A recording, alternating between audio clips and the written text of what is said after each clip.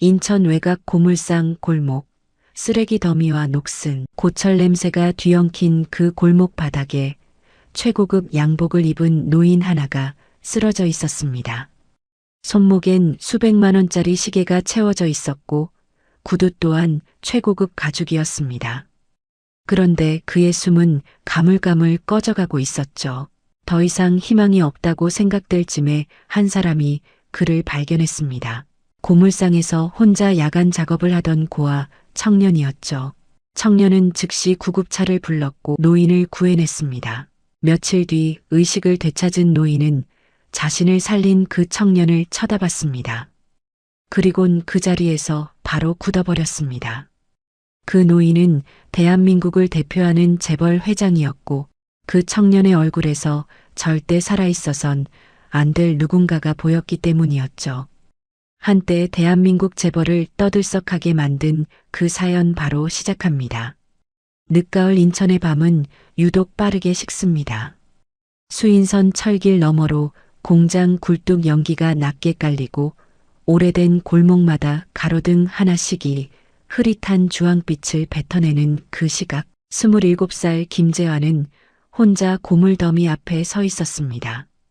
작업복 소매를 걷어붙이고 손에는 철사 묶음을 든 채 오늘 낮에 날아든 내용 증명 한 장을 머릿속에서 지우려 애쓰고 있었습니다. 지우려 해도 지워지지 않는 것들이 있죠. 4글자짜리 단어. 철거 통보. 서봉순 할머니의 고물상은 인천 만석동 골목 끝자락에 자리한 40년 묵은 터전이었습니다. 손때 묻은 저울대, 기름 냄새 배인 작업복들, 이름 모를 고물들이 켜켜이 쌓인 그 마당은 지저분했지만 따뜻했고 어수선했지만 살아있었습니다. 재환이 이곳에 처음 온 건 12살 때였습니다.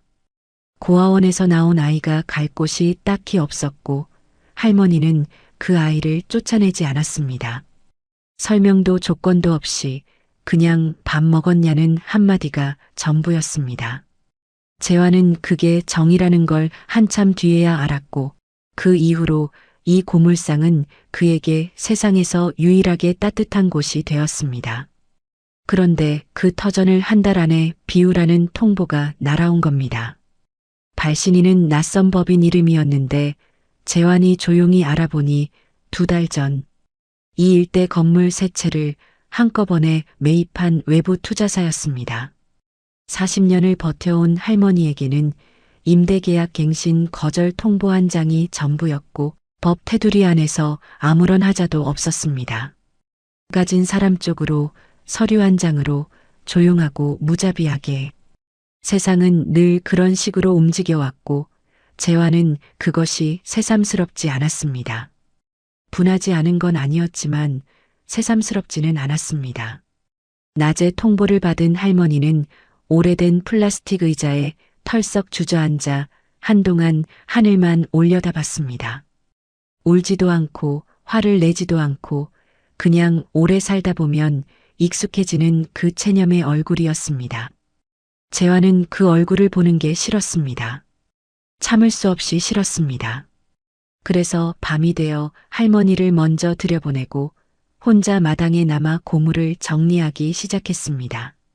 뭐라도 해야 할 것 같아서 가만히 있으면 그 체념의 얼굴이 머릿속을 떠나지 않을 것 같아서였습니다. 밤 10시가 넘어서도 바람은 차갑고 골목은 고요했습니다. 철 지난 비닐봉지 하나가 바람에 밀려 골목 안으로 굴러 들어왔다가 멈추는 것 외에는 움직이는 것이 없었습니다. 재환이 무거운 고철 더미를 옮기다 허리를 펴며 잠깐 숨을 고르는 그 순간 골목 맨 끝 어둠 속에서 뭔가 이상한 형체를 봤습니다. 처음엔 쌓아둔 폐가구인 줄 알았습니다. 그런데 그 형체가 아주 조금 손가락 끝만큼 움직였습니다. 재환이 천천히 다가갔습니다. 가까워질수록 윤곽이 선명해졌고 발걸음이 저절로 빨라졌습니다. 남자였습니다. 나이가 꽤 든 노인이 골목바닥에 옆으로 쓰러진 채 벽에 등을 기댄 자세로 의식을 잃어가고 있었습니다. 와이셔츠는 희고 깔끔했으며 양복 바지엔 날카로운 선이 살아 있었습니다. 손목에는 묵직하고 단정한 시계가 채워져 있었고 구두는 흙먼지가 조금 묻었어도 맞춤 가죽이라는 게 한눈에 보였습니다. 이 골목과는 전혀 어울리지 않는 사람이었습니다. 냄새도 공기도 온도도 달랐습니다. 재환은 쪼그려 앉아 손을 뻗어 노인의 목 아래 맥박을 짚었습니다. 뛰고는 있었지만 가늘고 불규칙했습니다. 숨도 얕았고 입술은 약간 파랗게 물들어 있었으며 이마에는 식은 땀이 얇게 배어 있었습니다. 재환은 두 번 생각하지 않았습니다. 몸을 일으켜 최대한 또렷한 목소리로 할머니를 불렀고 동시에 핸드폰을 꺼내 119를 눌렀습니다. 전화가 연결되자마자 위치를 침착하게 말했습니다. 인천 만석동 골목 안 어르신 쓰러져 계신다고. 목소리가 떨리지 않았습니다. 살면서 당황해봤자 달라지는 게 없다는 걸 이미 오래전에 배운 사람의 침착함이었습니다.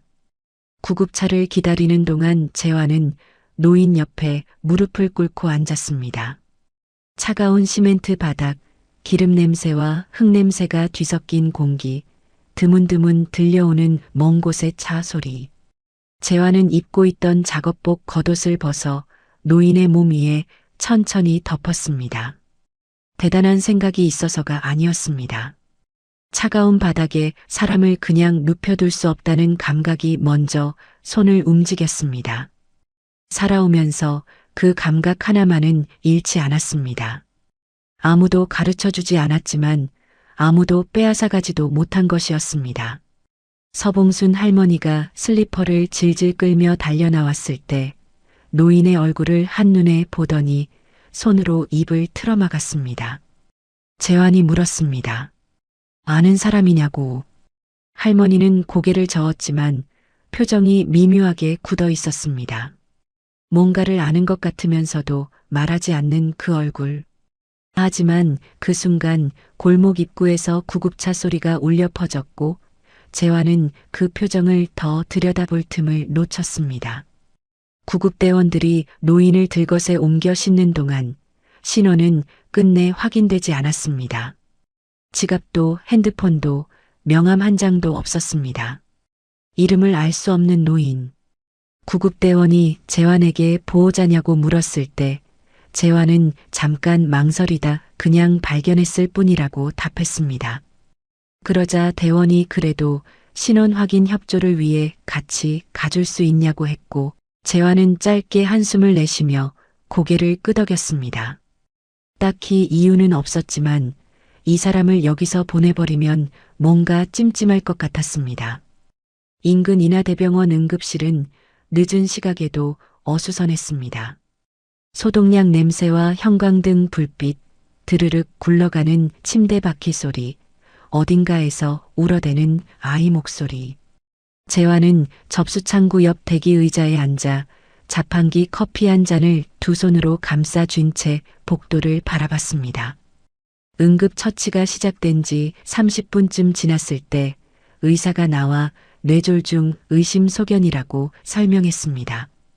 일단 안정을 찾았고 의식도 간헐적으로 돌아온다고 했습니다.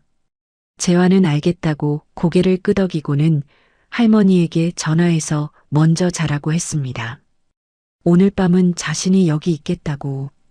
정확히 왜 그랬는지 재환 자신도 설명하기 어려웠습니다. 발견자로서의 의무감인지 혼자 남겨두기 싫다는 감각인지 아니면 차가운 병원 복도에서 어머니가 혼자 밤을 버텼다는 기억이 스친 것인지 재환은 그 이유를 굳이 파고들지 않았습니다. 그냥 자리를 지키는 게 맞는 것 같았습니다. 새벽 1시가 조금 지났을 무렵 간호사가 재환을 불렀습니다. 어르신이 깨어났는데 자꾸 뭔가를 찾는 것 같다고 했습니다. 재환이 병실로 들어서자 산소 마스크를 쓴 채 누운 노인이 눈을 가늘게 뜨고 있었습니다. 흰 머리카락, 깊게 파인 주름, 그래도 뼈대 있는 인상이었습니다. 재환이 침대 옆에 서자 노인의 시선이 천천히 그쪽으로 돌아왔습니다. 그리고 그 눈이 재환의 얼굴 위에서 멈췄습니다. 오래, 아주 오래. 재환은 그 시선이 조금 이상하다고 느꼈지만 그냥 서 있었습니다. 노인의 손이 이불 위에서 천천히 재환 쪽으로 뻗어왔고 재환은 본능적으로 손을 내밀었습니다. 마른 손이었지만 잡는 힘은 예상보다 강했습니다. 재환이 귀를 가까이 가져갔습니다. 노인의 입술이 달싹거렸습니다. 거의 숨소리에 가까웠지만 그래도 재환의 귀에 또렷이 들렸습니다. 단 2글자였습니다. 병태야. 재환은 그 자리에서 굳었습니다. 자신의 이름이 아니었습니다. 전혀 알지 못하는 이름이었습니다. 그런데 왜인지 그 2글자가 귓속에서 쉽게 떠나지 않았습니다. 노인의 손은 천천히 이불 위로 떨어졌고 복도에서는 모니터 소리가 규칙적으로 울렸습니다. 재환은 아무 말도 하지 못하고 그 자리에 한동안 서 있었습니다. 설명할 수 없는 무언가가 가슴 한쪽에 걸려있는 느낌이었습니다. 차갑고 형광등 불빛만 가득한 그 병실에서 27살 고아 청년은 자신도 모르게 뭔가가 시작되고 있다는 것을 직감하고 있었습니다. 다음 날 아침 재환은 병원 대기 의자에서 목을 꺾은 채 잠이 들었다가 눈을 떴습니다. 형광등 불빛은 밤이나 낮이나 똑같이 하얗고 소독약 냄새는 자고 일어나도 그대로였습니다. 목이 뻐근했고 입이 텁텁했습니다. 재환은 세수도 못한 채 병실 앞을 한번 지나쳤습니다. 노인은 여전히 자고 있었습니다. 산소 마스크, 링거, 규칙적인 모니터 소리. 그게 다였습니다. 찾아오는 사람도 전화를 받는 사람도 없었습니다. 이름도 모르는 노인 곁에서 밤을 지새운 자신이 새삼 우스꽝스럽게 느껴졌지만 후회는 없었습니다. 재환은 원래 한번 움직이면 끝까지 가는 편이었습니다. 고물상으로 돌아오니 서봉순 할머니가 마당 한켠에 쭈그려 앉아 화분에 물을 주고 있었습니다. 고물 더미 사이에 덩그러니 놓인 낡은 플라스틱 화분, 그 안에서 작고 노란 꽃 하나가 피어 있었습니다. 이름도 모르는 꽃이었지만 할머니는 매년 빠짐없이 물을 줬습니다. 고물 냄새 진동하는 마당에서 혼자 피어 있는 꽃이 왠지 할머니를 닮아 보였습니다. 어울리지 않는 자리에서 그냥 피어 있는 것. 어울리지 않는다는 걸 스스로 알면서도 그냥 피어 있는 것. 재환은 아무 말 없이 작업복으로 갈아입고 남은 고물 정리를 이어받았습니다. 오전 내내 둘은 거의 말이 없었습니다. 할머니는 평소처럼 고물을 분류하고 재환은 철사를 묶고 고철을 쌓았습니다. 쇠 긁히는 소리, 바람 소리, 가끔 지나가는 트럭 소리. 그 사이 오전 11시쯤 허리를 펴던 할머니가 툭 말을 꺼냈습니다. 네 엄마가 인천에서 어떻게 살았는지 아냐고. 재환은 손을 멈추지 않은 채 모른다고 짧게 답했습니다. 할머니는 그 다음 말을 잇지 않고 잠깐 뜸을 들이다 다시 고물 쪽으로 몸을 숙였습니다. 재환도 더 묻지 않았습니다. 묻고 싶지 않아서가 아니었습니다. 어머니 이야기는 꺼내기 시작하면 끝이 없다는 걸 알고 있었고 끝이 없는 이야기는 살아가는데 도움이 안 된다는 걸 몸으로 알고 있었기 때문이었습니다.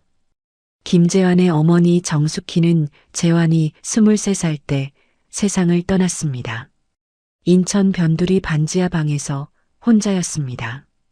재환이 달려갔을 때는 이미 심장이 멈춘 지 몇 시간이 지난 뒤였습니다. 그 방은 좁고 습했습니다. 벽에는 곰팡이 얼룩이 번져 있었고 창문 너머로는 지나가는 사람들 발목만 보였습니다. 그 반지하에서 어머니는 평생을 버텼습니다. 50원짜리 동전 하나 아껴가며 아무도 찾지 않는 자리에서 아무 말 없이. 재환은 장례를 치르는 내내 울지 않았습니다. 올 수가 없었던 것이 아니라 슬픔보다 분노가 컸고 분노보다 허탈함이 더 컸습니다.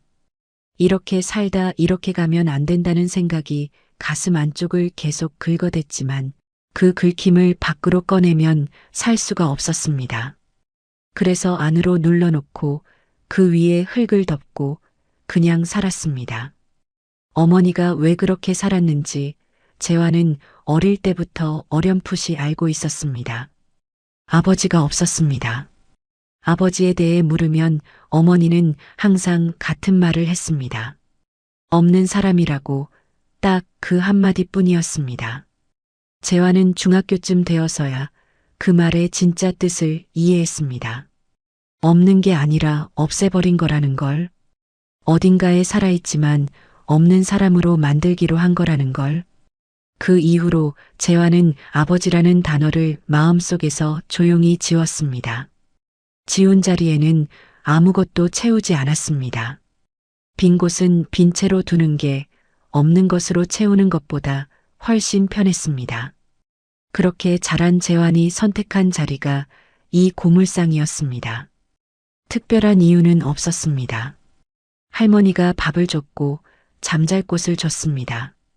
재환은 그 대신 고물을 날랐고 철사를 묶었고 고철을 쌓았습니다. 고졸학력에 자격증도 없는 고아 청년이 선택할 수 있는 자리가 많지 않다는 걸 세상이 가르쳐줬고 재환은 그 가르침을 반박하는 대신 그냥 받아들였습니다. 불행하다고 느끼지는 않았습니다. 세상에 대한 분노는 있었지만 자신의 삶을 비극으로 여기지는 않았습니다. 비극이라고 이름 붙이는 순간 그 이름에 짓눌려 살게 된다는 걸 어린 시절부터 몸으로 알고 있었기 때문이었습니다. 그 오후 재환은 고물 트럭을 몰고 고철 수거를 다녀오다 습관처럼 라디오를 틀었습니다. 뉴스 채널이 잡혔고 진행자 목소리가 교통정보를 끝내더니 사회면으로 넘어갔습니다. 그리고 낯선 이름 하나를 또렷하게 읽어내려갔습니다. 한원그룹 윤대호 회장이 어제 저녁부터 연락이 두절되었으며 경찰이 실종 수사를 개시했다는 내용이었습니다. 회장 측 관계자들은 일정 없이 외출한 뒤 귀가하지 않았다고 밝혔고 차량과 경호원도 함께 사라진 상태라 단순 실종인지 여부를 들여다보고 있다고 했습니다. 재환은 라디오 볼륨을 낮췄습니다. 가슴 어딘가가 조금 이상하게 당겼습니다. 어젯밤 골목, 양복, 맞춤 구두, 수백만 원짜리 시계, 이름 모를 노인. 재환은 핸들을 쥔 손에 힘을 줬다가 천천히 풀었습니다. 설마 했습니다. 아니겠지 했습니다. 그런데 그 설마가 가슴 안쪽에서 쉽게 가라앉지 않았습니다. 고물상 주차장에 트럭을 세우고 나서도 한동안 시동을 끄지 못했습니다. 라디오에서는 다음 뉴스가 흘러나오고 있었지만 재환의 머릿속에는 그 노인의 얼굴이 선명하게 떠올라 있었습니다. 저녁이 되어 할머니가 된장찌개를 끓였습니다. 오래된 냄비에서 보글보글 끓는 소리가 났고 고물상 한쪽 간이 부엌에서 구수한 냄새가 흘러나왔습니다.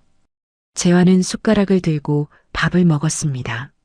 할머니는 맞은편에 앉아 깍두기를 집으며 별말이 없었습니다. 말보다 숟가락 소리가 더 많은 밥상이었지만 따뜻했습니다. 그런데 밥을 반쯤 먹었을 때 저녁 종합뉴스가 시작되면서 앵커가 익숙한 이름을 다시 읽었습니다.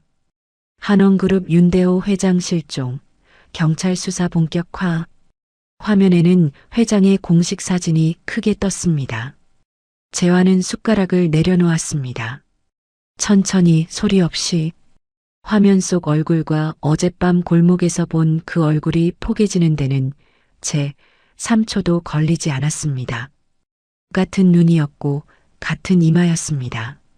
다른 사람일 수가 없었습니다. 할머니는 TV를 보다 재환 쪽을 한번 힐끗 봤습니다. 아무 말도 안 했습니다. 재환도 아무 말도 안 했습니다. 찌개 냄비에서 보글거리는 소리만 났습니다. 밥상을 치우고 설거지를 하고 손을 닦은 뒤 재환은 병원 번호를 눌렀습니다.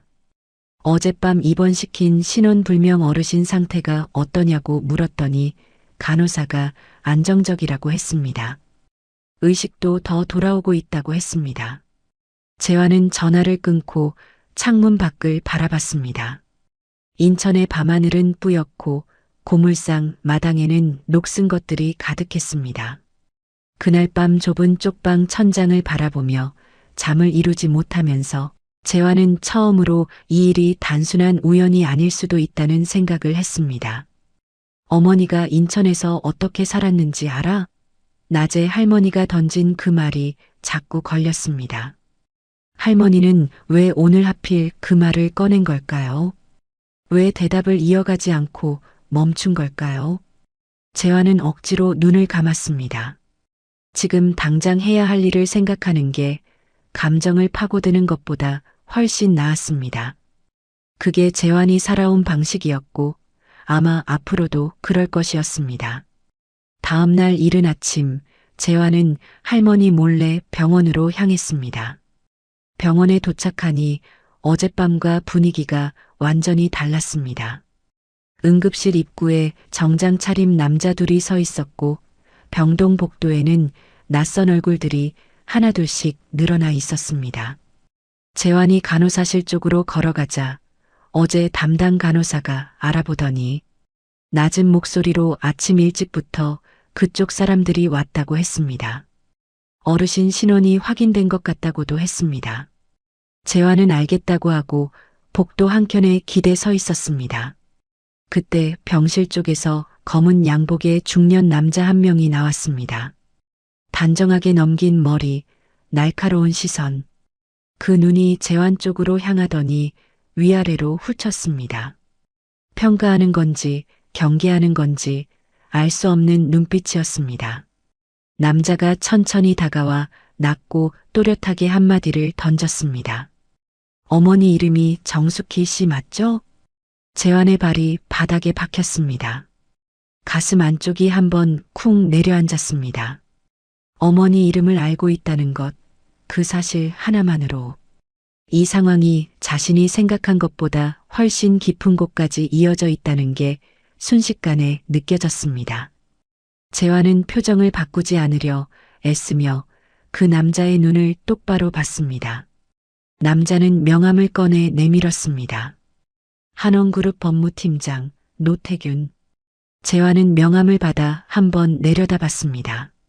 손이 떨리지 않았습니다. 떨려서는 안 된다고 가슴속 어딘가가 조용히 단단해졌습니다. 노태균은 아무 설명도 하지 않은 채 딱 한 가지만 남겼습니다. 지금은 아무 말도 하지 말고 아무것도 건드리지 말라고.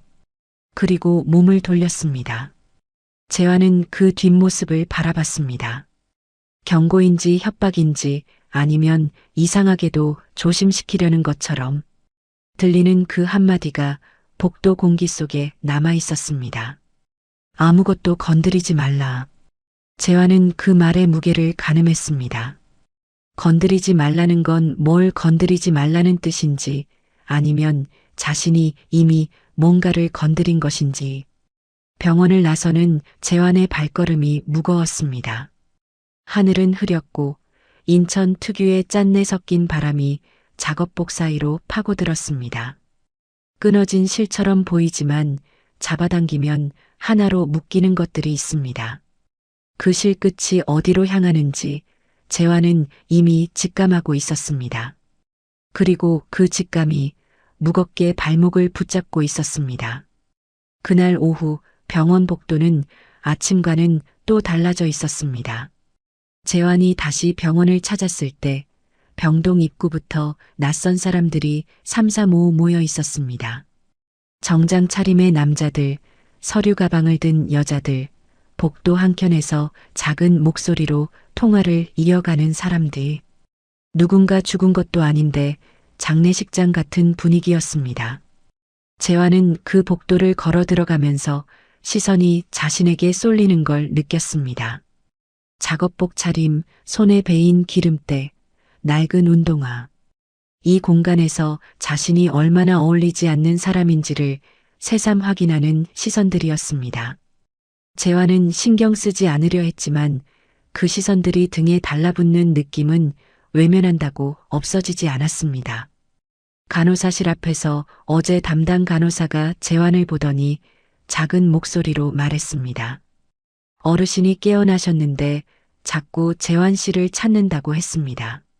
그쪽 회사 사람들이 먼저 들어가려 했는데 어르신이 손을 저었다고도 했습니다. 재환은 잠깐 멈췄습니다. 자신을 찾는다는 말이 낯설었습니다. 세상에 자신을 찾는 사람은 서봉순 할머니 말고는 없었습니다. 그런데 대한민국 10대 그룹의 회장이 고물상 청년을 찾는다고 했습니다. 재환이 병실 쪽으로 걸어가자 복도에 서 있던 정장 남자 하나가 앞을 막아섰습니다. 키가 컸고 어깨가 넓었습니다. 눈빛에 적대감이 배어 있었습니다. 어디 가느냐고 물었습니다. 재환이 짧게 답했습니다. 어르신이 찾는다고 해서 간다고. 그러자 남자가 코웃음을 쳤습니다. 고물상 직원이 무슨 용건이 있어서 여기까지 왔냐고, 혹시 사진이라도 찍어서 팔 생각이냐고 했습니다. 재환의 눈이 가늘어졌습니다. 속에서 뭔가 올라오는 게 느껴졌지만 꾹 눌렀습니다. 살면서 이런 말을 처음 들은 게 아니었으니까요. 어릴 때부터 고아원 출신이라는 이유로, 가진 것 없다는 이유로 이런 눈빛과 이런 말을 귀에 못이 박히도록 들어왔습니다. 그때마다 분노로 맞받아치면 결국 더 손해를 보는 쪽은 언제나 자신이었습니다. 재환은 그냥 남자의 눈을 가만히 바라봤습니다. 아무 말도 하지 않고 움직이지도 않고 그냥 바라봤습니다. 그 시선에 뭔가가 있었는지 남자가 먼저 눈을 피했습니다. 그때 병실 안에서 소리가 났습니다. 낮고 쉰 목소리였지만 또렷했습니다. 저 사람 들어오게 해. 복도에 있던 사람들이 일제히 병실 쪽을 돌아봤습니다. 잠깐 정적이 흘렀습니다. 앞을 막고 있던 남자가 멈칫하더니 천천히 옆으로 비켰습니다. 재환은 병실 문을 밀고 들어갔습니다. 윤대호는 침대를 약간 세운 채 등을 기대고 있었습니다. 산소 마스크는 코 아래 가볍게 걸쳐져 있었고 링거줄이 팔에 연결되어 있었습니다. 은발 머리카락, 깊은 주름, 그리고 여전히 날카로운 눈빛. 병원 침대에 누워 있어도 위압감이 사라지지 않는 사람이었습니다. 재환이 침대 옆에 서자 윤대호의 눈이 재환의 얼굴 위에서 멈췄습니다. 어젯밤보다 더 오래, 더 깊이 바라봤습니다. 그 눈에 뭔가가 담겨 있었습니다. 놀라움인지 두려움인지 아니면 그 둘이 뒤섞인 무언가인지. 재환은 그 시선을 피하지 않았습니다. 윤대호가 천천히 입을 열었습니다. 목소리가 쉬어 있었지만 말 하나하나가 또렷했습니다. 나를 구해줬다고 들었다고, 어디서 발견했냐고 물었습니다. 재환이 담담하게 답했습니다. 고물상 앞 골목이었다고, 밤 10시쯤이었다고. 윤대호가 잠시 눈을 감았습니다. 뭔가를 되새기는 것 같기도 하고 뭔가를 감추려는 것 같기도 했습니다. 그리고 다시 눈을 뜨며 말했습니다. 고맙다고. 그 한마디가 짧았지만 가볍지 않았습니다. 재환은 고개를 한번 끄덕였습니다. 별 말씀을 다 하신다고. 그게 전부였습니다. 재환이 돌아서려는 순간 윤대호가 다시 말했습니다. 잠깐만 더 있어줄 수 있냐고 했습니다. 목소리에 뭔가 애원하는 것이 섞여 있었습니다. 거대한 그룹의 회장이 고물상 청년에게 잠깐 더 있어달라고 말하는 그 장면이 재환 눈에는 조금 기이하게 느껴졌습니다. 재환은 옆에 놓인 보호자 의자에 천천히 앉았습니다. 윤대호는 그걸 보고 조금 안도하는 얼굴이 됐습니다. 숨을 한번 고르더니 낮게 물었습니다. 어머니는 지금 어디 계시냐고. 재환의 손이 무릎 위에서 조용히 굳었습니다. 이 사람도 어머니를 안다는 뜻이었습니다. 아까 노태균 법무팀장에 이어 두 번째였습니다. 재환은 표정을 바꾸지 않으려 애쓰며 짧게 답했습니다. 돌아가셨다고 4년 전이라고. 윤대호의 눈이 잠깐 흔들렸습니다. 뭔가가 그 눈 안에서 끊어지는 것 같았습니다. 그는 한동안 아무 말도 하지 않았습니다. 창밖으로 인천 하늘이 보였고 구름이 느리게 흘러갔습니다. 병실 안은 링거줄이 미세하게 흔들리는 소리와 모니터 삐소리만 가득했습니다. 그때 밖에서 문 두드리는 소리가 났습니다. 복도에 있던 사람 중 하나가 들어왔습니다. 홍보팀 과장이라고 자신을 소개한 30 중반의 여자였습니다. 최미나라고 했습니다. 표정은 부드러웠지만 눈빛은 예리했습니다. 회장님 상태가 안정되지 않은 상황이라 외부인 면회는 자제해달라고 재환을 향해 정중하지만 단호하게 말했습니다. 재환은 자리에서 일어났습니다. 윤대호가 뭔가 말하려는 것 같았지만 재환이 먼저 몸을 돌렸습니다. 억지로 자리를 지키고 싶지 않았습니다. 부탁받아서 앉은 자리였지만 내쫓기는 기분으로 일어서는 건 또 다른 문제였습니다. 복도로 나오자 최미나가 나란히 걸으며 낮게 말했습니다. 불편하셨다면 죄송하다고, 지금 상황이 워낙 민감해서 그렇다고 했습니다. 재환은 괜찮다고 했습니다. 진짜로 괜찮았습니다. 불편한 게 없었습니다. 다만 한 가지가 마음에 걸렸습니다. 저 노인이 어머니를 안다는 것, 법무팀장이 어머니 이름을 안다는 것, 그리고 아무도 그게 왜인지 말해주지 않는다는 것. 재환은 엘리베이터 앞에 서서 버튼을 눌렀습니다.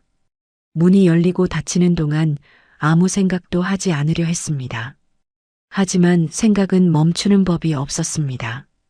병원을 나서 주차장을 가로질러 걸어가는데 낯선 목소리가 등 뒤에서 재환의 이름을 불렀습니다.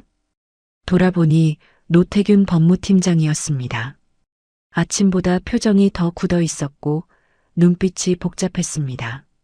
잠깐 이야기할 수 있겠냐고 했습니다. 재환은 멈춰섰습니다. 노태균이 주변을 한번 둘러보더니 낮게 말했습니다. 지금 상황이 재환 씨가 생각하는 것보다 복잡하다고, 그래서 잠깐 자리를 피해 있는 게 좋을 것 같다고 했습니다. 재환이 물었습니다. 왜 그래야 하냐고. 노태균이 잠깐 망설였습니다. 그러더니 눈을 내리깔며 말했습니다. 회장님이 당신 어머니를 알고 있는 건 단순한 인연이 아닙니다. 재환은 그 말을 듣고도 표정을 바꾸지 않았습니다. 단순한 인연이 아니라면 뭐냐고 물으려다 참았습니다. 노태균이 말해줄 준비가 된 사람처럼 보이지 않았기 때문이었습니다. 지금 이 남자는 뭔가를 알면서도 절반만 내놓고 있었습니다. 절반만 내놓는 사람한테 나머지를 캐묻는 건 재환의 방식이 아니었습니다. 때가 되면 나오게 되어 있었습니다. 안 나오면 직접 찾으면 됐습니다. 재환은 고개를 끄덕이고 몸을 돌렸습니다. 주차장을 빠져나와 큰 길로 접어드는 동안 찬바람이 뺨을 스쳤습니다. 단순한 인연이 아니다. 그 말이 가슴 안에서 조용히 그러나 묵직하게 가라앉았습니다. 고물상으로 돌아온 재환은 서봉순 할머니가 저녁 준비를 하고 있는 걸 봤습니다. 부엌 쪽에서 파 썰리는 소리가 났습니다. 재환은 마당에 서서 잠깐 하늘을 올려다봤습니다. 저녁 하늘이 붉게 물들고 있었습니다.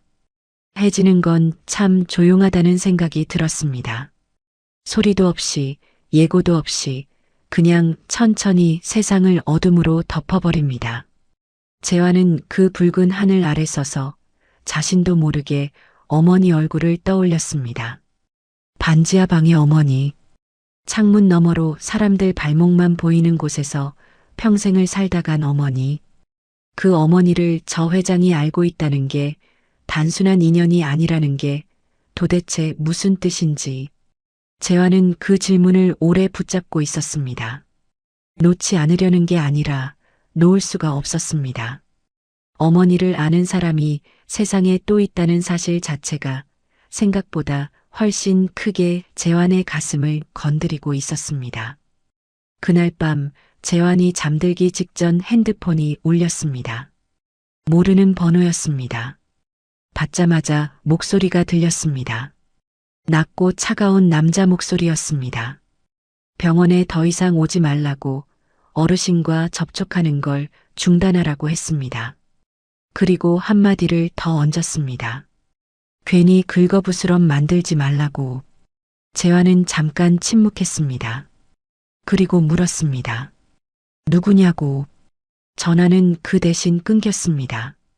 재환은 핸드폰을 내려다보다가 천장을 바라봤습니다. 모르는 번호, 차가운 목소리, 긁어부스럼. 아무것도 하지 않은 자신에게 하지 말라는 경고가 날아들었습니다. 이미 건드려서는 안 될 뭔가를 건드렸다는 뜻이었습니다. 재환은 핸드폰을 베개 옆에 내려놓고 눈을 감았습니다. 잠은 쉽게 오지 않았고 그 차가운 목소리는 귓속에서 한동안 맴돌았습니다. 다음 날 새벽 재환은 평소보다 1시간 일찍 눈을 떴습니다. 잠을 제대로 잔 것도 아니었습니다. 어둠 속에서 천장을 바라보다 그냥 일어났습니다. 작업복을 걸치고 마당으로 나오니 인천의 새벽 공기가 얼굴에 달라붙었습니다. 짠내와 기름 냄새, 새벽 특유의 축축한 냉기가 뒤섞인 공기였습니다. 재환은 수도가에서 찬물로 세수를 하고 고개를 들어 아직 어두운 하늘을 올려다봤습니다. 경고 전화가 온 뒤로 머릿속이 조용해지지 않았습니다. 건드리지 말라는 말, 긁어부스럼 만들지 말라는 말. 그 말들이 재환에게는 오히려 역효과였습니다. 하지 말라고 하면 왜인지 알고 싶어지는 것이 재환의 오래된 습성이었습니다. 세상이 보여주지 않으려는 것 뒤에 진실이 있다는 걸 살면서 너무 많이 배워온 탓이었습니다. 아침을 먹고 고물 정리를 시작하는데 오전 10시쯤 낯선 차 한 대가 고물상 앞에 멈춰 섰습니다. 검은색 세단이었고 뒷좌석 창문이 스르르 내려가더니 노태균이 얼굴을 내밀었습니다. 나와서 잠깐 이야기하자고 했습니다. 재환은 손에 묻은 기름때를 걸레에 닦으며 차 쪽으로 걸어갔습니다. 노태균은 차에서 내리지 않은 채 문을 열어 뒷좌석을 내줬습니다. 재환은 잠깐 망설이다 올라탔습니다. 차 안에는 노태균과 재환 둘뿐이었고 운전기사는 시동을 끄고 차에서 내려 멀찍이 비켜 섰습니다. 차 안은 조용했습니다. 가죽 시트 냄새와 에어컨 바람이 재환의 작업복과는 어울리지 않았습니다. 노태균은 정면을 바라본 채 말을 시작했습니다. 천천히 단어를 고르는 것처럼 말했습니다. 재환이 구해준 사람이 한원그룹 윤대호 회장이 맞다고, 그건 이미 알고 있을 거라고 했습니다. 재환은 고개를 끄덕였습니다. 그 다음 말이 핵심이었습니다. 노태균이 말했습니다. 윤대호 회장은 재환의 어머니 정숙희 씨를 알고 있으며 그 인연이 단순한 것이 아니라고. 하지만 지금 당장 그 이상을 말해줄 수는 없다고 했습니다. 재환은 그 말을 듣고 창밖을 바라봤습니다. 고물상 마당에서 서봉순 할머니가 빗자루를 들고 쓸고 있었습니다. 재환이 물었습니다. 그래서 자신에게 원하는 게 뭐냐고. 노태균이 잠깐 침묵했습니다. 그리고 말했습니다. 지금 당분간 병원에 오지 말아달라고, 상황이 정리될 때까지 거리를 두라고 했습니다. 재환은 그 말이 어디서 나온 건지 물었습니다. 회장의 요청이냐고 아니면 다른 누군가의 요청이냐고. 노태균이 대답하지 않았습니다. 그 침묵이 대답이었습니다. 재환은 고개를 끄덕이고 차 문을 열었습니다. 내리기 전에 노태균을 한번 돌아봤습니다. 그리고 짧게 말했습니다. 회장님이 직접 오지 말라고 하면 생각해 보겠다고. 노태균의 표정이 미묘하게 흔들렸습니다. 재환은 차에서 내려 고물상으로 돌아갔습니다. 등 뒤에서 차 문 닫히는 소리가 났고 잠시 뒤 세단이 골목을 빠져나갔습니다. 그날 오후 재환은 혼자 생각을 정리했습니다. 알고 있는 것들을 하나씩 늘어놓아 봤습니다. 윤대호 회장은 자신의 어머니를 알고 있습니다. 한원그룹 법무팀장 노태균도 어머니 이름을 알고 있습니다. 자신에게 하지 말라는 전화가 왔습니다. 그리고 어젯밤 회장은 어머니가 어디 있냐고 물었습니다. 이 모든 것의 중심에 어머니가 있었습니다. 살아생전 아무것도 말하지 않은 어머니가 죽고 난 뒤에도 이렇게 이야기의 한가운데 있었습니다.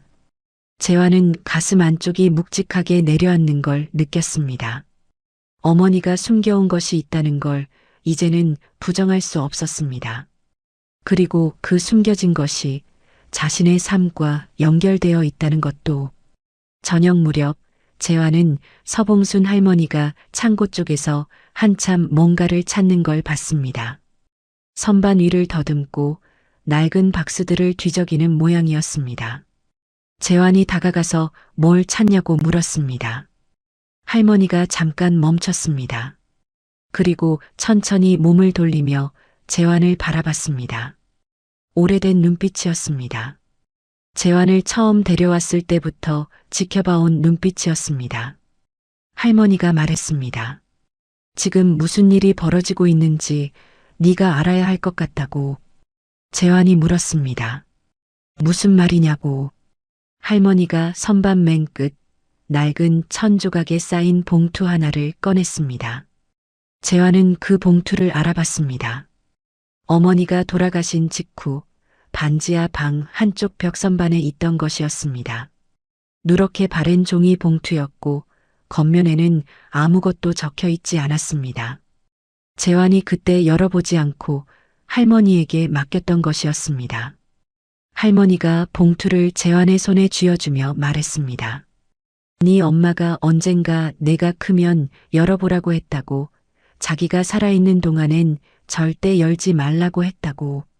재환은 봉투를 받아들고 한동안 바라봤습니다. 손 안에서 봉투가 조금 떨렸습니다. 손이 떨리는 건지 봉투가 떨리는 건지 구분이 안 됐습니다. 재환은 할머니를 바라봤습니다. 왜 지금 이걸 주냐고 물었습니다. 할머니가 짧게 답했습니다. 지금이 그때인 것 같아서라고. 재환은 더 묻지 않았습니다. 봉투를 들고 쪽방으로 들어갔습니다. 문을 닫고 침대 끝에 앉았습니다. 방 안이 조용했습니다. 밖에서 바람 소리가 들렸고 멀리서 기차 소리가 들렸습니다. 재환은 봉투를 무릎 위에 올려놓고 오랫동안 바라봤습니다. 열면 돌아올 수 없다는 느낌이 들었습니다. 뭔가 무거운 것이 나올 것이라는 예감이 손가락 끝에 전해졌습니다. 천천히 봉투 입구를 뜯었습니다. 안에는 두 가지가 들어있었습니다. 하나는 접힌 메모지였고 하나는 낡고 바랜 복사 문서였습니다. 메모지를 먼저 펼쳤습니다. 어머니의 손글씨였습니다. 삐뚤삐뚤하고 힘없는 글씨였지만 글자 하나하나에 힘이 담겨 있었습니다. 재환은 그 글씨를 읽어 내려갔습니다. 짧았습니다.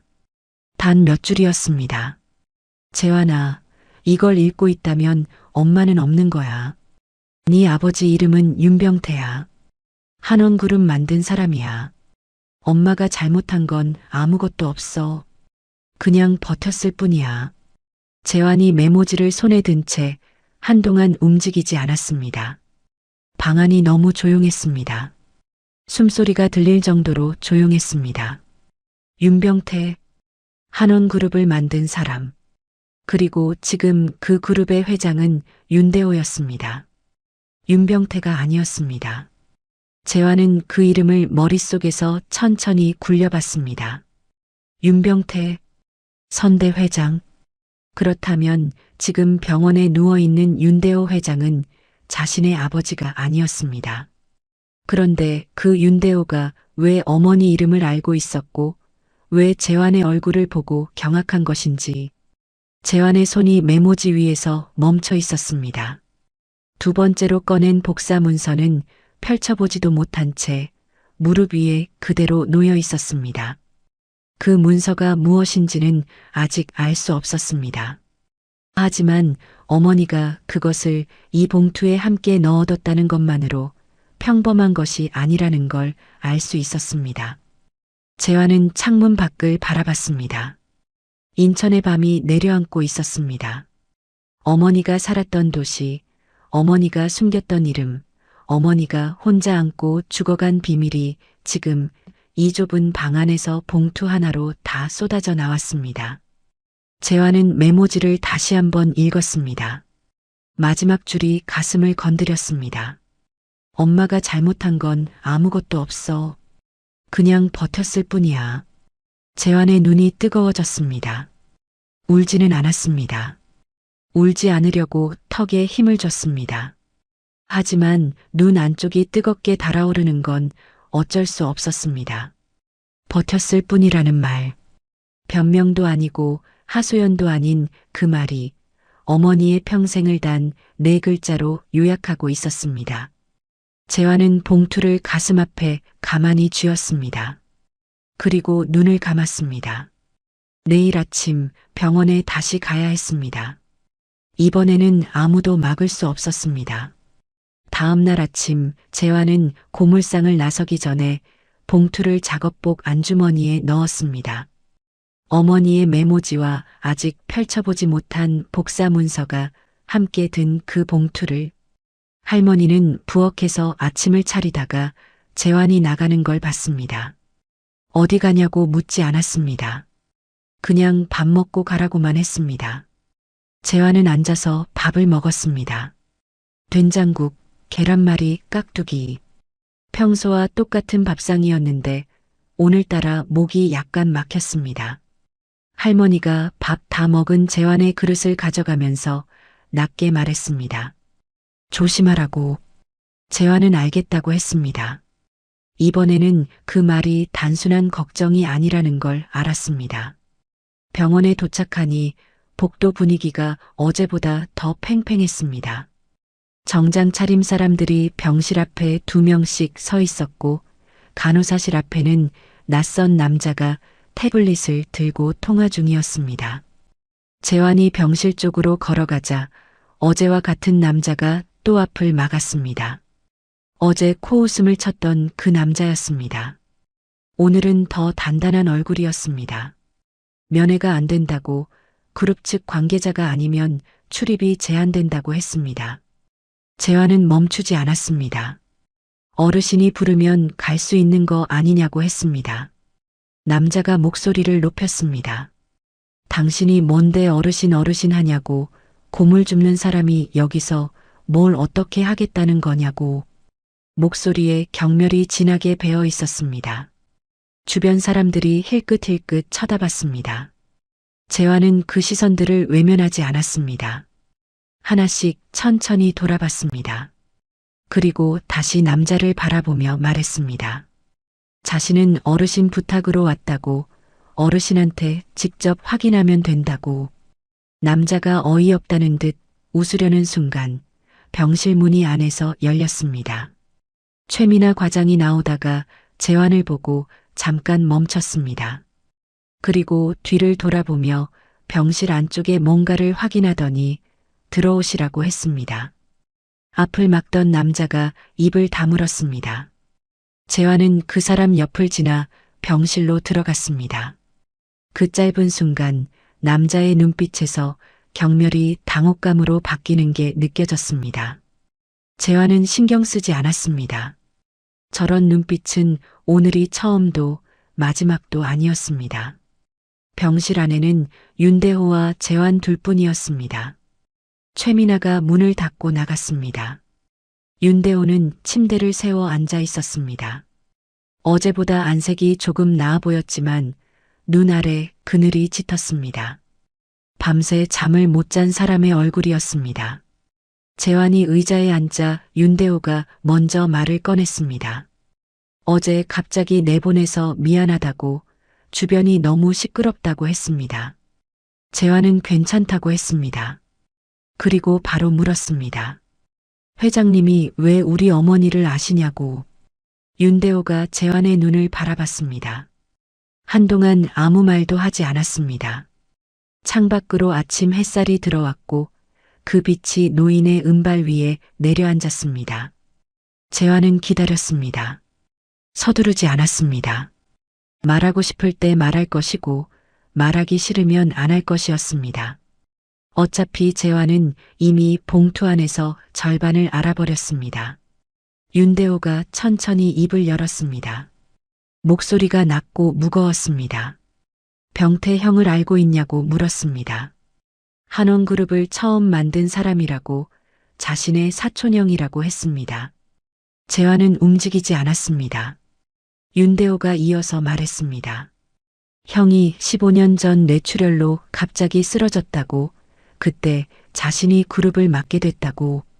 말하는 동안 윤대호의 눈이 재환의 얼굴에서 떠나지 않았습니다. 뚫어지게 바라보는 시선이었습니다. 뭔가를 확인하려는 사람의 눈이었습니다. 그리고 윤대호가 말했습니다. 형한테 여자가 있었다고. 회사 격리 직원이었는데 임신을 했다고. 그 사실이 알려지자 당시 주변 사람들이 나서서 그 여자를 내보냈다고 했습니다. 자신도 알고 있었다고, 막지 않았다고. 말을 하면서 윤대호의 목소리가 조금씩 가라앉았습니다. 막지 않은 게 아니라 거들었다는 말과 다름없었습니다. 그걸 윤대호 자신도 알고 있는 듯 했습니다. 재환은 그 이야기를 들으며 손을 무릎 위에 가만히 올려놓았습니다. 손에 힘을 주지 않으려 했습니다. 분노가 올라오는 걸 느꼈지만 지금 그걸 꺼낼 때가 아니었습니다. 윤대호가 재환의 얼굴을 다시 한번 오래 바라봤습니다. 그리고 말했습니다. 처음 골목에서 재환을 발견했을 때, 눈을 떴을 때 처음 본 얼굴이 재환이었는데 심장이 멈추는 줄 알았다고 했습니다. 병태 형의 얼굴이었다고.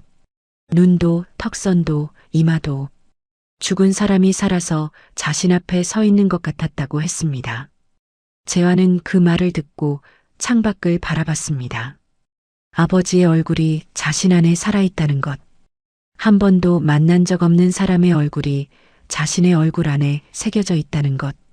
그게 기쁜 건지 슬픈 건지 아니면 아무 감정도 아닌 건지 재환은 알 수 없었습니다. 그냥 하늘이 파랗다는 생각만 했습니다.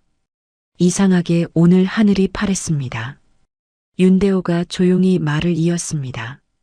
그러니까 재환이 병태 형의 아들이 맞다고, 그건 얼굴만 봐도 확실하다고 했습니다. 재환은 그 말을 듣고 잠시 침묵했습니다. 그리고 물었습니다. 그래서 자신에게 무슨 말을 하고 싶은 거냐고. 윤대호가 멈췄습니다. 재환이 말을 이었습니다.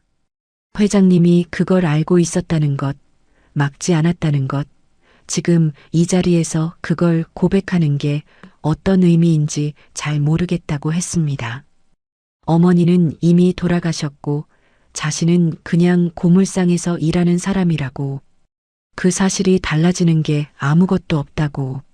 목소리가 떨리지 않았습니다. 차갑지도 않았습니다.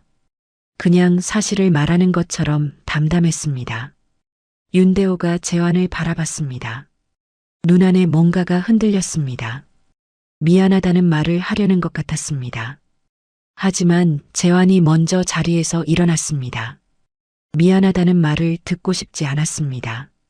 그 말을 들으면 뭔가가 풀릴 것 같았고 풀리면 안 될 것 같았습니다. 지금 이 자리에서 감정이 쏟아지면 이 사람들 앞에서 자신이 무너지는 꼴이 될 것 같았습니다. 그건 싫었습니다. 재환은 의자를 밀고 병실 문 쪽으로 걸어갔습니다. 문을 열기 직전 뒤에서 윤대호가 말했습니다. 한 번만 더 와달라고, 할 말이 남았다고. 재환은 멈췄습니다. 돌아보지 않은 채로 잠깐 있다가 알겠다고 했습니다. 그리고 문을 열고 나갔습니다.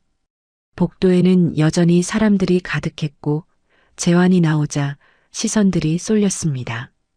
재환은 그 시선들 사이를 걸어 엘리베이터 쪽으로 향했습니다. 걷는 동안 가슴이 두근거렸습니다. 담담하게 말했지만 담담하지 않았습니다.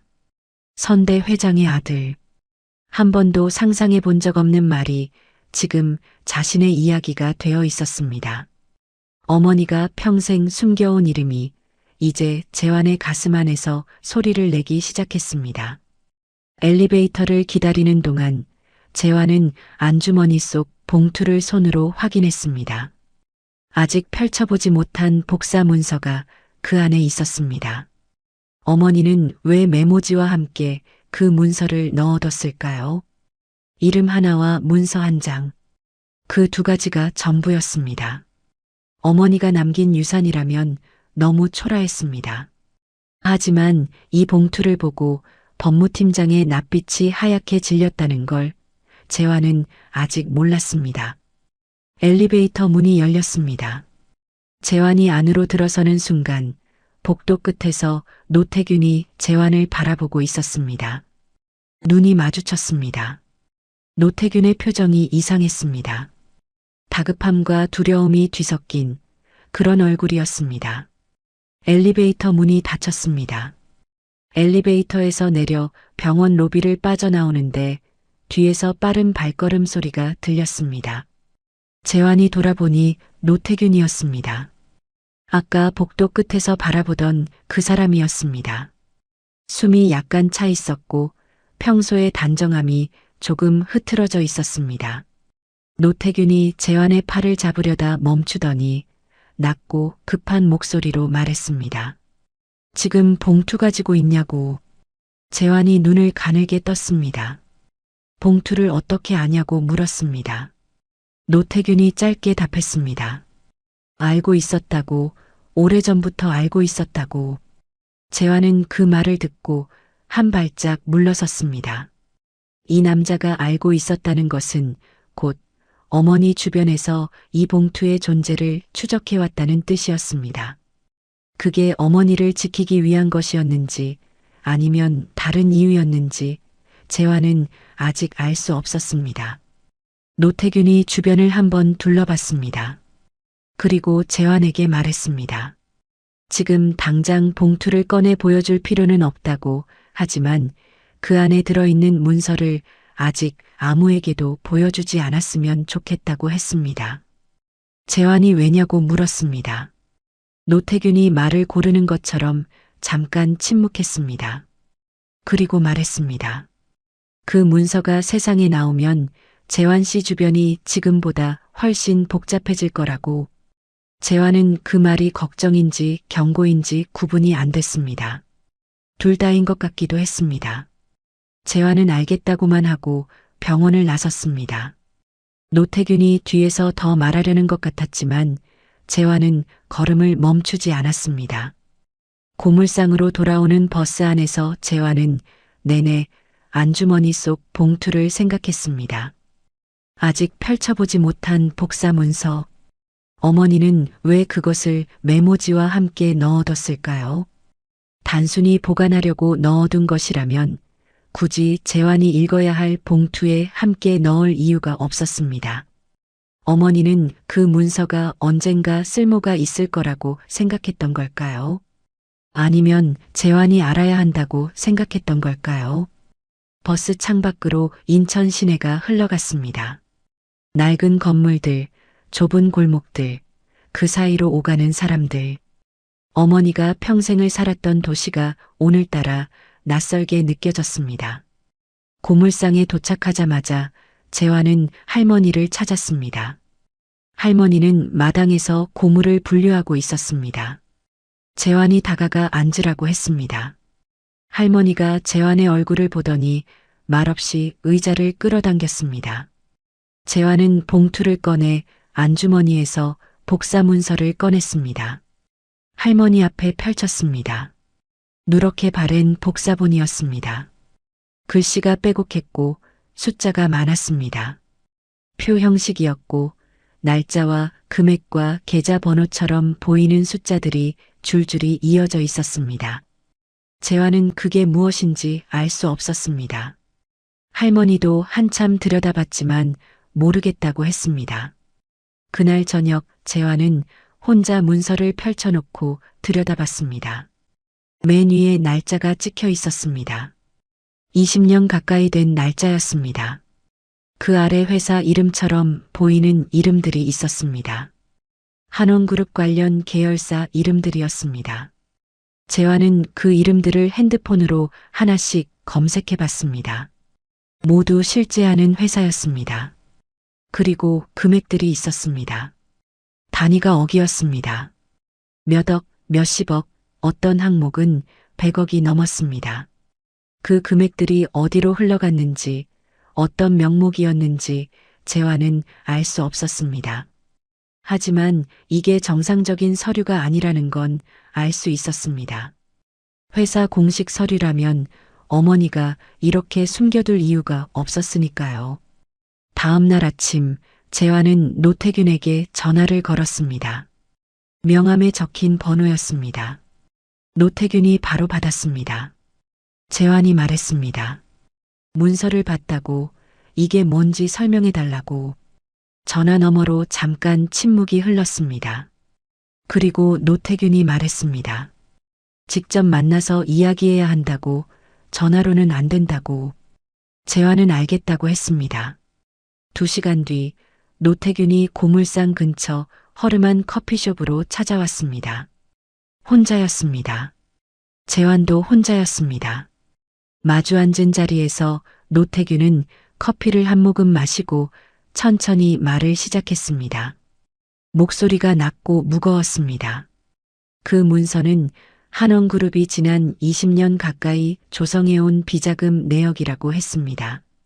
정확히는 선대 회장 윤병태 재임 시절부터 현 회장 윤대호 시절까지 그룹 계열사들을 통해 빼돌린 자금의 흐름이라고 했습니다. 재환은 그 말을 듣고 커피잔을 내려다봤습니다. 어머니가 이걸 갖고 있었다는 것, 회사에서 쫓겨날 때 이걸 챙겨 나왔다는 것이 순식간에 머릿속에서 이어졌습니다. 어머니는 알고 있었습니다. 그 회사에서 어떤 일이 벌어지고 있는지를, 그리고 그걸 알기 때문에 더 철저하게 지워져야 했던 걸지도 몰랐습니다. 노태균이 말을 이었습니다.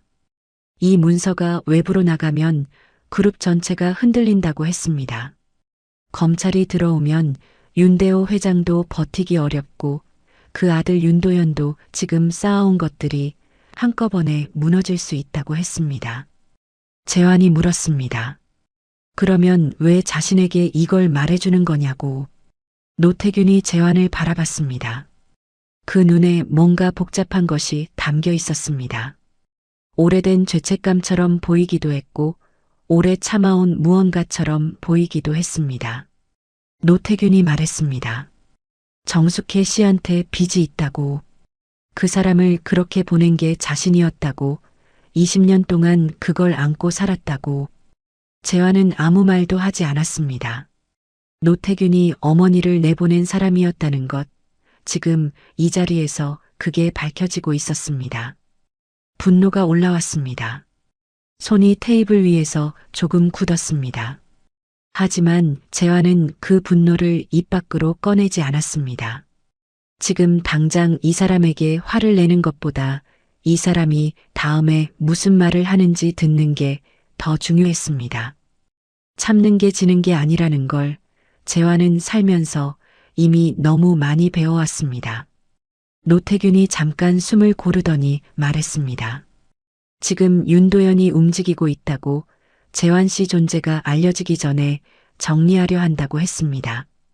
정리라는 말이 어떤 의미인지 굳이 설명하지 않아도 알 수 있었습니다. 재환의 눈이 가늘어졌습니다. 노태균이 말을 이었습니다.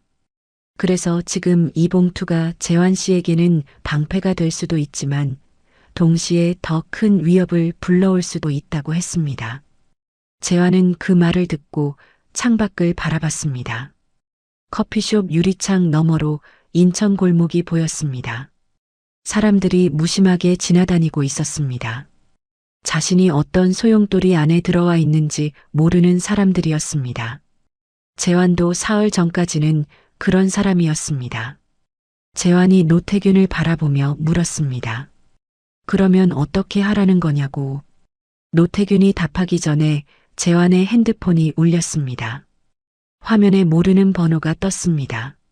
재환이 받자마자 낮고 차가운 목소리가 들렸습니다. 경고 전화를 했던 그 목소리였습니다. 이번에는 말이 더 직접적이었습니다.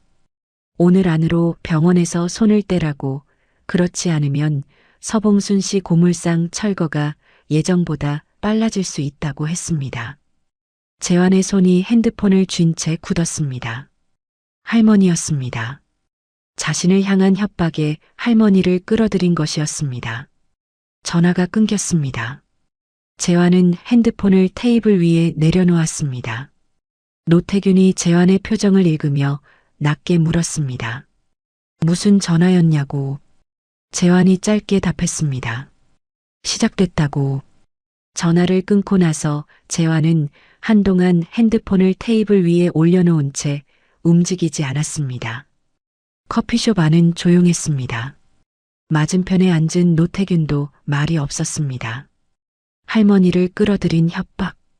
그게 재환의 가슴 어딘가를 건드렸습니다. 자신을 향한 위협이었다면 버텼을 겁니다. 살면서 위협에 무릎 꿇는 법을 배운 적이 없었습니다. 하지만 할머니였습니다. 40년 터전을 이미 빼앗기게 생긴 그 할머니를 다시 건드리겠다는 말이었습니다. 재환은 천천히 숨을 내쉬었습니다. 감정이 먼저 움직이면 지는 싸움이라는 걸 알았습니다. 지금은 차가워져야 했습니다. 재환이 노태균을 바라보며 말했습니다. 윤도현이 무슨 계획을 갖고 있는지 알고 있냐고. 노태균이 잠깐 망설이다 입을 열었습니다. 윤도현은 지금 이사회를 조용히 장악해가는 중이라고 했습니다. 윤대호 회장의 건강이 악화되면서 경영 공백이 생겼고 그 공백을 후계자 수업 명목으로 채우고 있다고 했습니다. 표면적으로는 아버지를 보좌하는 것처럼 보이지만 실제로는 회장 명의로 된 결제들이 하나씩 윤도현 쪽으로 넘어가고 있다고 했습니다. 재환은 그 말을 들으며 커피잔을 손가락으로 천천히 돌렸습니다. 아버지가 병원에 누워있는 사이 아들이 살림을 챙기는 게 아니라 권력을 챙기고 있다는 얘기였습니다. 흔한 이야기였습니다. 재벌이든 아니든 큰돈 앞에서 사람이 어떻게 변하는지는 고물상 골목에서도 충분히 봐왔습니다. 노태균이 더 심각한 말을 꺼냈습니다. 윤대호 회장의 상태가 심상치 않다고 했습니다. 병원 측이 공식적으로 밝힌 것보다 상태가 더 나쁘다고 담당 의사가 내부적으로 이상 소견을 보고했는데 그게 외부로 나가지 않고 있다고 했습니다. 약물 과다 투여 가능성이 있다는 말이 병원 내부에서 돌고 있다고도 했습니다. 재환은 그 말을 듣고 눈썹이 천천히 좁혀졌습니다. 약물 과다 투여. 그게 실수인지 고의인지 노태균은 말하지 않았습니다. 하지만 말하지 않아도 알 수 있었습니다. 윤도현이 이사회를 장악하는 속도와 아버지의 상태가 나빠지는 속도가 맞물리고 있다는 것을. 재환은 자리에서 일어섰습니다. 노태균이 놀란 듯 물었습니다. 어디 가냐고. 재환이 답했습니다. 병원에 가야 한다고. 노태균이 말렸습니다. 지금 가면 윤도현 쪽 사람들과 부딪힌다고. 때가 아니라고 했습니다.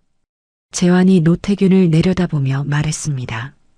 때를 기다리다가 회장님 상태가 더 나빠지면 어떻게 할 거냐고. 노태균이 입을 다물었습니다. 재환은 커피숍을 나섰습니다. 병원으로 가는 버스 안에서 재환은 핸드폰을 꺼내 최미나 과장의 번호를 눌렀습니다. 이름을 모르는 번호였지만 어제 병실에서 나오다가 명함을 건넨 사람이었습니다. 최미나가 받았습니다. 재환이 말했습니다. 회장님 면회가 가능하냐고. 최미나가 잠깐 망설이다 말했습니다. 지금은 어렵다고, 상태가 안 좋아졌다고 했습니다. 재환이 물었습니다. 얼마나 안 좋아진 거냐고 최미나가 대답하지 않았습니다. 대신 낮은 목소리로 말했습니다. 오늘 아침 담당 의사가 갑자기 교체됐다고, 그게 이상하다고 생각한다고. 그 말이 전부였습니다. 전화가 끊겼습니다. 재환은 핸드폰을 주머니에 넣었습니다. 버스 창밖으로 인천 시내가 흘러갔습니다.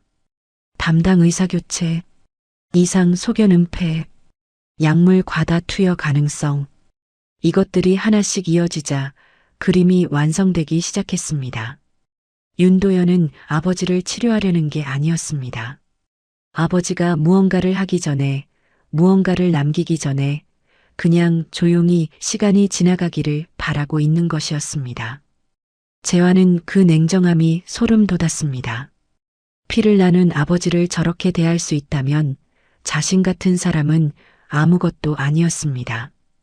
병원에 도착했을 때 복도는 조용했습니다. 오히려 그 조용함이 이상했습니다. 며칠 동안 북적이던 그룹 관계자들이 눈에 띄게 줄어 있었습니다. 재환이 병실 앞에 섰을 때 문 앞에 서 있던 남자가 오늘은 막지 않았습니다. 그냥 비켜섰습니다. 재환은 잠깐 그 반응이 낯설었지만 그냥 문을 열었습니다. 윤대호는 누워 있었습니다. 오늘은 침대를 세우지 않았습니다. 산소 마스크가 더 단단히 고정되어 있었고 링거줄도 늘어 있었습니다. 눈을 뜨고 있었지만 초점이 흐릿했습니다. 재환이 다가가 침대 옆에 서자 윤대호의 눈이 천천히 재환 쪽으로 돌아왔습니다. 그 눈에 안도하는 빛이 스쳤습니다. 재환이 왔다는 걸 알아보는 눈이었습니다. 재환은 의자를 끌어당겨 앉았습니다. 윤대호가 힘겹게 입을 열었습니다. 목소리가 어제보다 훨씬 약해져 있었습니다. 잘 왔다고 했습니다. 재환은 아무 말도 하지 않고 그냥 그 옆에 있었습니다. 윤대호가 천천히 말했습니다. 오늘 아침 공증인을 불렀다고 했습니다. 유 원장을 고쳤다고. 재환은 그 말을 듣고 눈을 가늘게 떴습니다. 윤대호가 이어서 말했습니다. 병태형의 혈육을 자신이 인정하며 그 인물의 정당한 권리를 보장할 것을 요구한다는 내용을 넣었다고 했습니다. 재환이 물었습니다. 왜 그랬냐고. 윤대호가 눈을 감았다가 뜨며 말했습니다. 자신이 할 수 있는 마지막이라고. 늦었지만 이것만은 해야 한다고 했습니다. 목소리가 떨렸습니다. 병약한 노인의 목소리였지만 그 안에 담긴 것은 가볍지 않았습니다. 재환은 그 말을 듣고 한동안 아무 말도 하지 못했습니다. 재환이 병실을 나온 것은 1시간쯤 뒤였습니다. 복도에서 최미나가 기다리고 있었습니다. 표정이 굳어 있었습니다. 재환에게 다가오더니 낮은 목소리로 말했습니다. 유 원장 수정 사실이 이미 윤도현한테 전해진 것 같다고. 아까부터 법무팀 쪽 움직임이 심상치 않다고 했습니다. 재환은 알겠다고 했습니다. 최미나가 재환을 바라보며 물었습니다. 어떻게 할 거냐고. 재환은 잠깐 생각하다 말했습니다.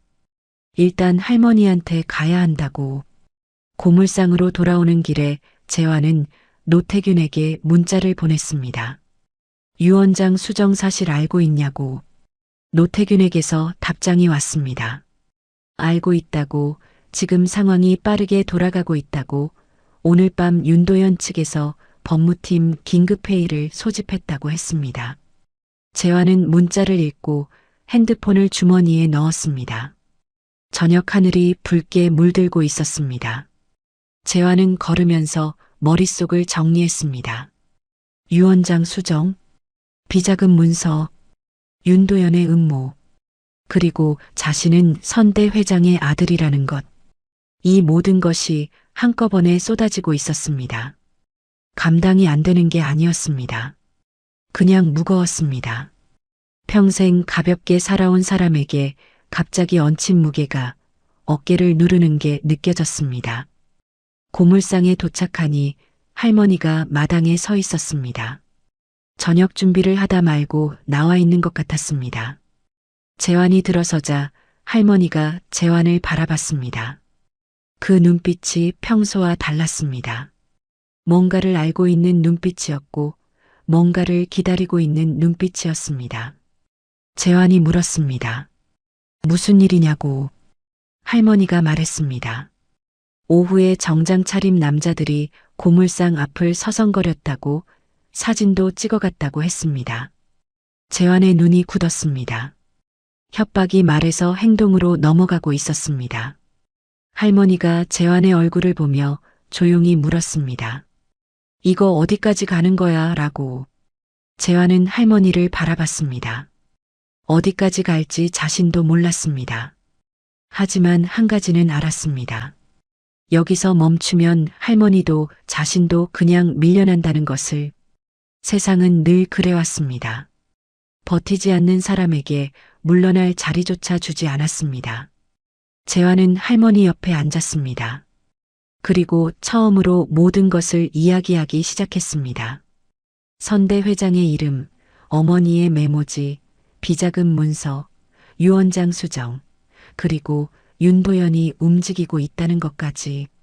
할머니는 중간에 끊지 않고 들었습니다. 재환이 말을 다 마쳤을 때 할머니가 오랫동안 침묵했습니다. 그리고 낮게 말했습니다. 네 엄마가 그거 이유 있어서 챙긴 거야. 허투루 쓰면 안 돼. 재환은 그 말을 듣고 눈을 감았습니다.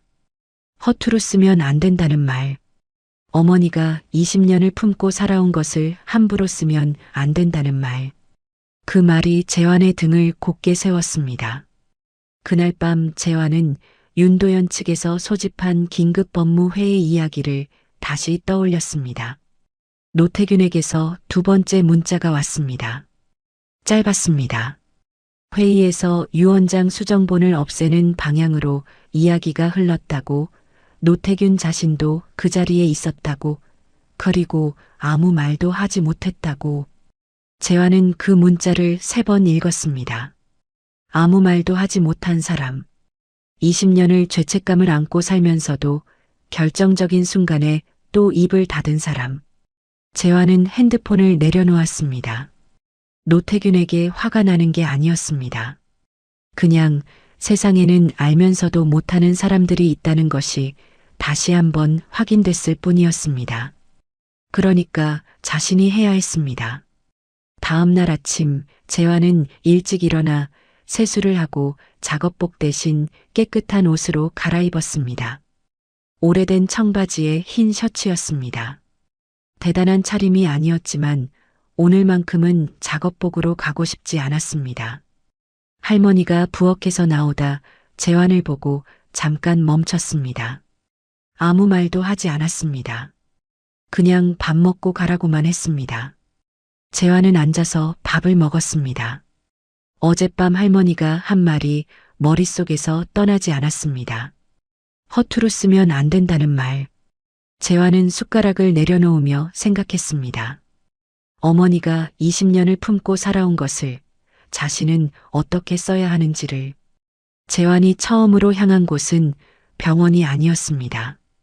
인천지방법원이었습니다. 버스를 2번 갈아타고 도착한 법원 청사는 재환이 처음 와보는 곳이었습니다. 높고 차가운 건물이었습니다. 유리문을 밀고 들어서자 소독약 냄새가 아니라 묵은 종이 냄새가 났습니다. 재환은 안내 데스크에서 서류 접수처를 물어 찾아갔습니다. 변호사도 없이, 도움받을 사람도 없이 혼자였습니다. 접수 창구에 앉은 직원이 재환을 보며 무슨 용건이냐고 물었습니다. 재환이 말했습니다. 어머니 이름을 찾으러 왔다고. 직원이 눈을 깜빡이며 다시 물었습니다. 어떤 서류가 필요하냐고. 재환이 설명했습니다.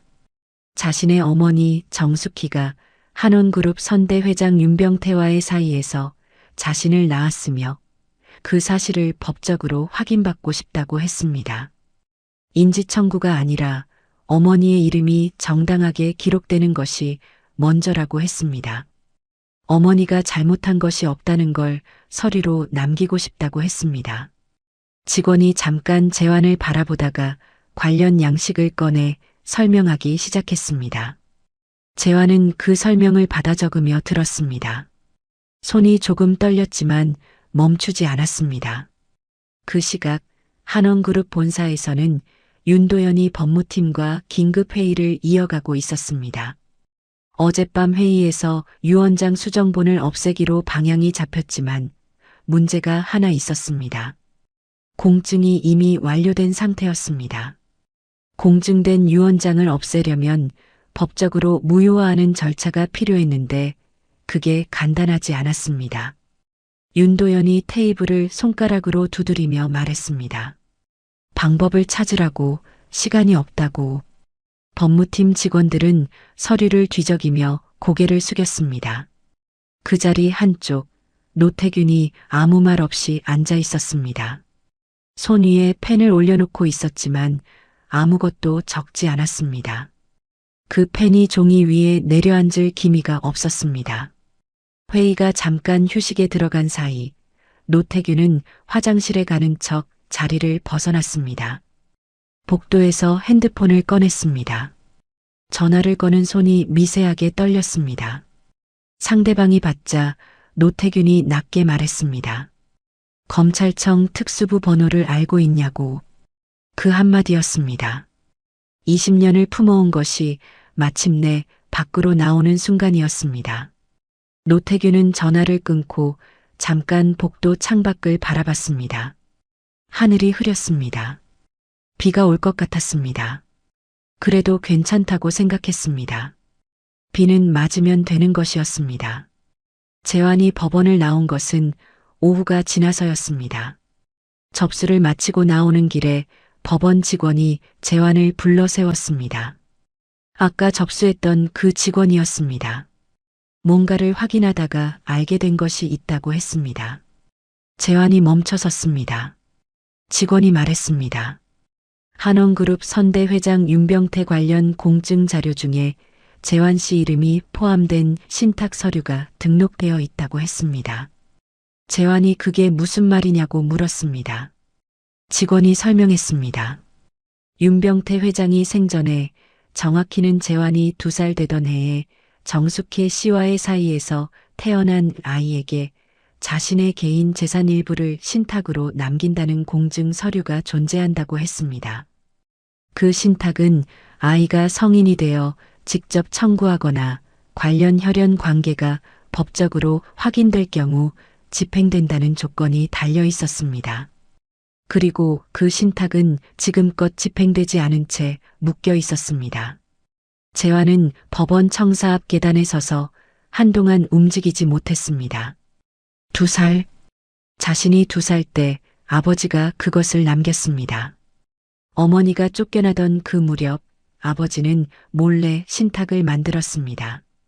지켜주지 못하는 것을 알면서도 완전히 버리지는 않았던 것이었습니다.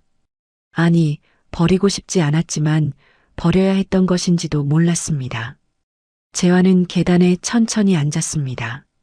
주변에 사람들이 지나다녔지만 보이지 않았습니다. 어머니의 메모지가 떠올랐습니다.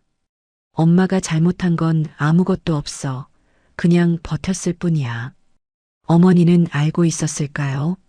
아버지가 신탁을 남겼다는 것을 알고 있었을 수도 있었습니다. 알면서도 쓰지 않은 것일 수도 있었습니다. 돈으로 해결되는 문제가 아니었으니까요. 자신과 아이의 존재가 지워진 것은 돈이 없어서가 아니었으니까요. 재환의 눈이 뜨거워졌습니다. 이번에도 울지 않으려 했습니다. 하지만 이번에는 턱에 힘을 줘도 소용없었습니다. 눈물이 한 방울 흘렀습니다. 재환은 손등으로 그걸 닦았습니다. 빠르게 조용히. 법원 앞 계단에서 울고 싶지 않았습니다. 하지만 그 한 방울은 막을 수가 없었습니다. 아버지를 원망하며 살았습니다. 없는 사람이라는 어머니 말을 믿으며 살았습니다.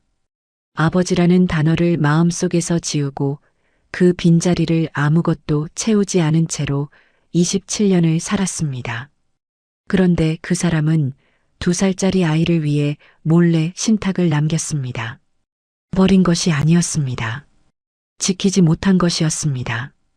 그 차이가 이상하게도 가슴을 더 아프게 건드렸습니다. 며칠 뒤 노태균이 검찰에 익명으로 제출한 비자금 자료가 수사 착수로 이어졌습니다.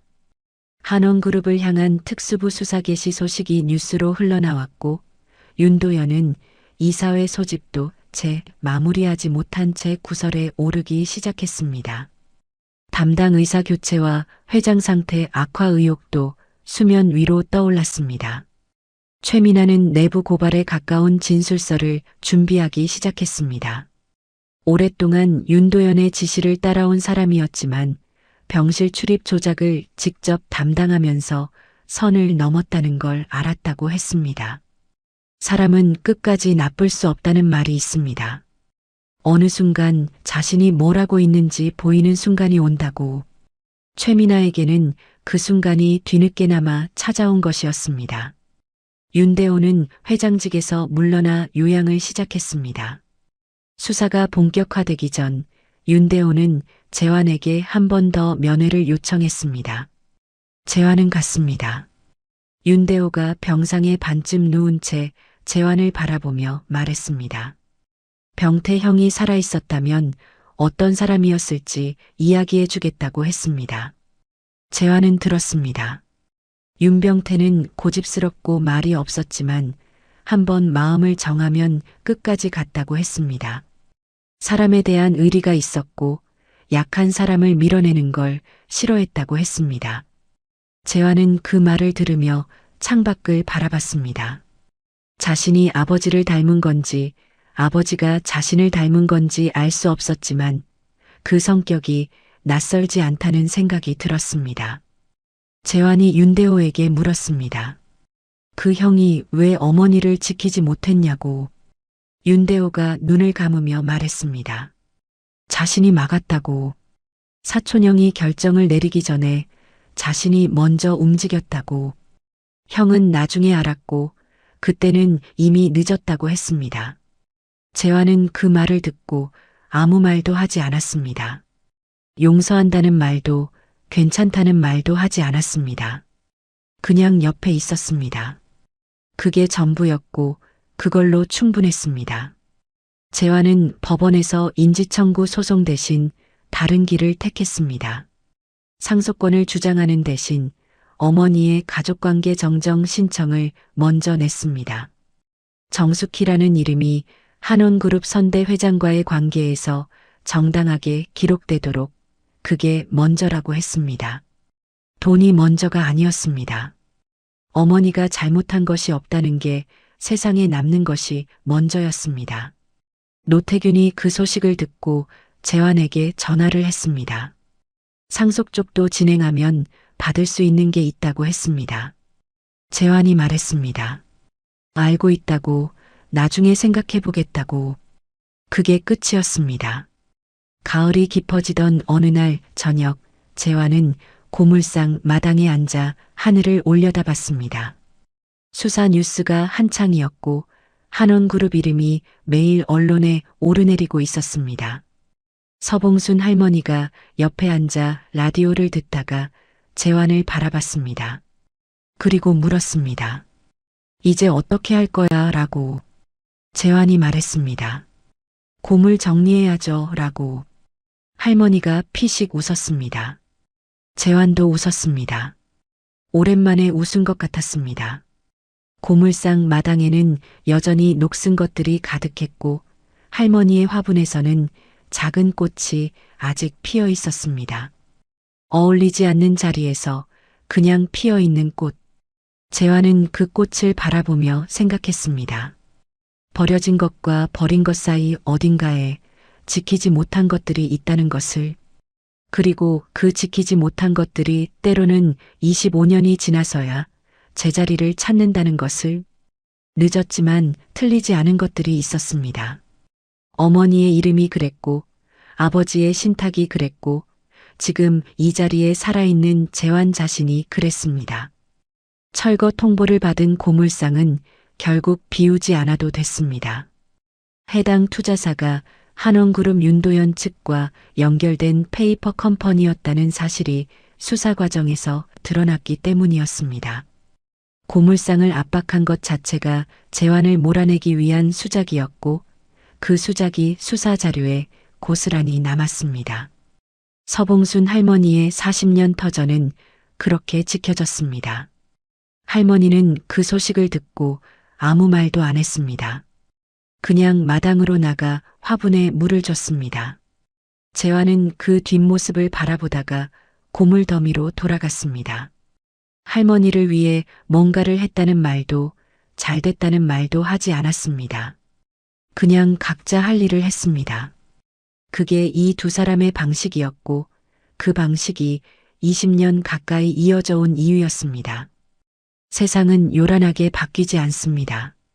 거창한 연설도 극적인 화해도 눈물 가득한 포옹도 없습니다. 그냥 어느 날 아침 일어나 보니 어제보다 조금 덜 억울한 세상이 되어 있는 것입니다.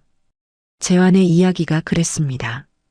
쓰러진 노인을 외면하지 않은 것, 어머니가 남긴 봉투를 열어본 것, 법원 계단에서 한 방울 눈물을 흘린 것, 그 작은 것들이 쌓여서 27년 동안 지워져 있던 이름 하나를 세상 위로 꺼냈습니다. 정숙희, 고아원 출신 청년의 어머니, 한원그룹 선대 회장이 끝내 지키지 못했던 사람, 그리고 그 아들이 끝내 지켜낸 이름이었습니다. 오늘의 이야기는 여기서 끝입니다. 이야기를 시청하시며 들으셨던 소감을 댓글로 알려주세요. 감사합니다.